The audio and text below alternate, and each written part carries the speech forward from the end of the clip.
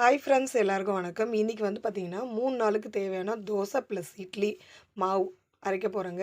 அதுக்கு வந்து பார்த்திங்கன்னா எப்படி பார்த்திங்களா செம்மையாக வந்திருக்குது.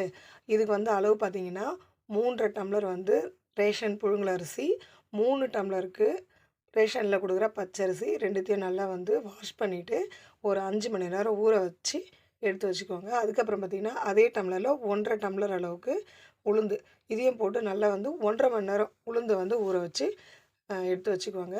இது வந்து பார்த்திங்கன்னா வடைக்கு மாவு. 1/2 டம்ளர் வந்து கடலைப்பருப்பு, அடுத்த 1/2 டம்ளர் வந்து உளுந்து, கொஞ்சமாக பச்சரிசி, 3த்தையும் போட்டு 1 1/4 மணி நேரம் ஊற வச்சுப்பேன்.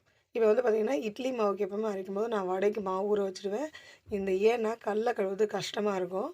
அப்போ வந்து இந்த மாவெல்லாம் போட்டு அரைச்சிட்டு லாஸ்ட்டாக வந்து வடை மாவு போட்டு அரைச்சி எடுத்தோன்னா ஈஸியாக இருக்கும். அதுக்கப்புறம் பார்த்திங்கன்னா அந்த கடல கழுவுற தண்ணி வந்து குழம்பு ஊற்றி வச்சா சூப்பராக இருக்கும். இந்த வீடியோ உங்களுக்கு பிடிச்சிருந்தா மறக்காமல் லைக் பண்ணுங்கள்.